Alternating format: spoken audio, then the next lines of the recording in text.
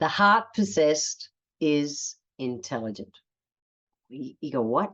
The heart possessed is intelligent. So this is how Aristotle described the heart as the most important organ and the center of the vitality in our body. And as a naturopath, I absolutely agree. The thing is, regular doctors nowadays, they don't. What I want to do is explain to you why Aristotle, such a wise guy, and natural health practitioners like myself think this way. Let's get into it. I want to talk about the heart today. So we know that your heart contracts, kind of beats about 100,000 times every single day. And the heart contains pacemaker cells. You've probably heard about pacemakers because some people end up having to get an artificial pacemaker put in.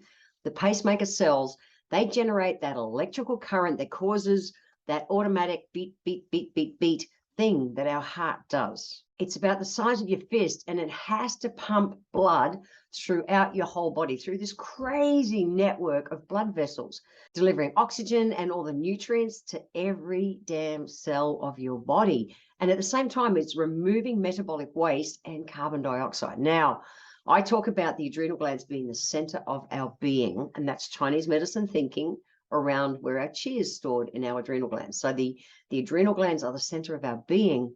Our heart is the center of our vitality, like that alive for life thing.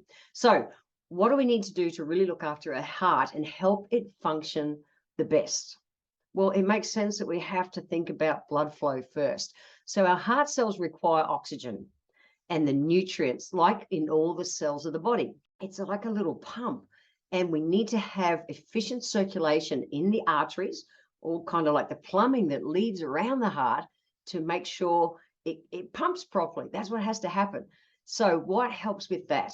Nitrate-rich vegetables help with that. And I focus on eating these myself. So things like fennel, our green leafy vegetables, such as, North Americans call it arugula.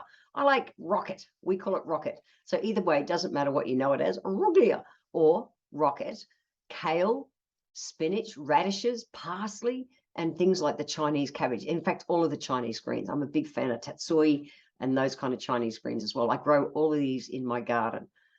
Actually, I don't grow radishes yet, but I could. So you might have heard sometimes, I know different times it's in the media, that things like processed meats are really high in nitrates as well. And they do that to prevent bacteria growing in them. And in that form, that's considered harmful. So not about going and, because processed meats are rich in nitrates, go and do that. No. We want everything the way nature gave it to us, close to nature. And those greens and that are absolutely naturally rich in what's called nitrates. So we want to live the way Mother Nature intended, which is really close to nature. And when we do that, all is well. So how do these nitrates from these vegetables have a positive effect on our circulatory system? Well, here we go. This is it. A little bit of science, but I promise it's interesting. So when nitrates are absorbed, the little constituents that are naturally occurring in those plants that I talked about, it converts them to what's called nitrites.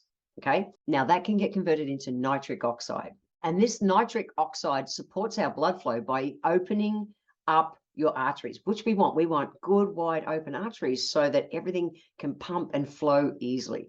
I'm from another food world. I'm a big fan of cinnamon and chili. I have cinnamon daily and chili daily because they're two spices that help to literally drive circulation. So where your nitrates are opening your blood vessels, things like cinnamon and chili are helping to push. It makes sense. They're warming on the body, and that's an Ayurvedic thinking.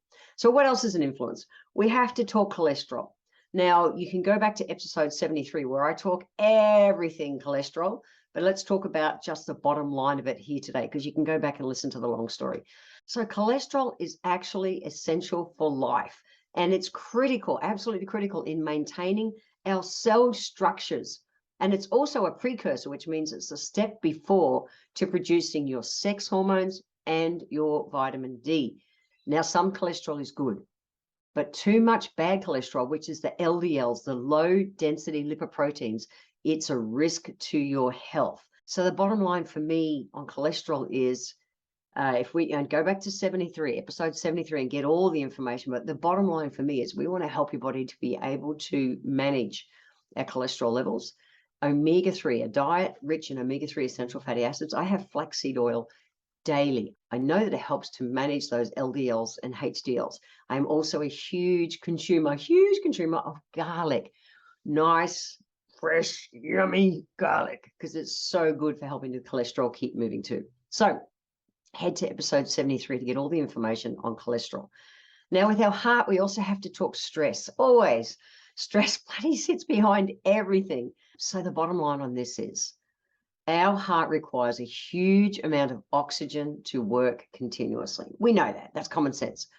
And the heart does this thing called aerobic metabolism. You go, yeah, okay, Jen, but so what?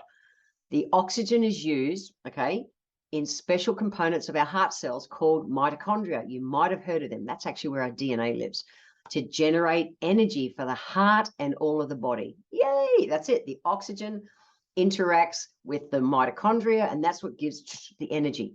The downside, the side effect of that is what's called oxidative stress. And that's what ages us the fastest. That's what takes us off this planet.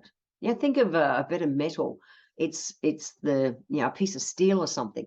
Rust is oxidative stress, and it's weakening and shortening the life of that steel moment by moment. It just is. And in our bodies, oxygen, the thing that keeps us alive, also is the thing that just takes us out of here. Now, we need oxygen. Don't stop breathing. That's not what it is. Now, in a normal, healthy body, physiologically, our body can efficiently handle this, like detoxifying it, everything. It just knows what to do.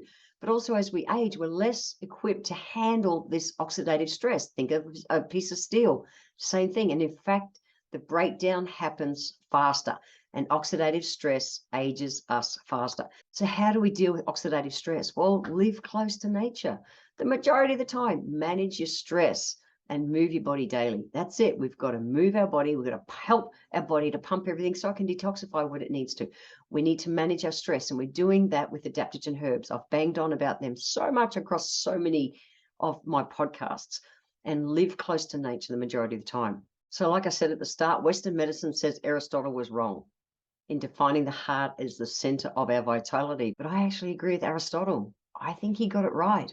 So what do we take away from all this? Well, we need to eat close to nature. Remember, fennel, green leafy veggies, such as things like arugula, well, rocket, kale, spinach, radishes, parsley, such a simple thing to consume. I'm a big fan of parsley anyway because it's so rich in iron and vitamin C, and I am a vegetarian. It's an essential food for people like me. Well, people like everyone, and it's one of the few foods that's got vitamin C and iron together so well. And we also need things like your Chinese cabbage and the Chinese tatsoi, all those Chinese kind of greens. They're great too. We need to manage our stress, and we need to move our body. So the healthy life hacks for this episode are pretty simple. Increase your daily intake of the nitrate-rich vegetables and be nice to your heart. Move your body daily. Move it. Just make that a not negotiable, even if it's a brisk walk.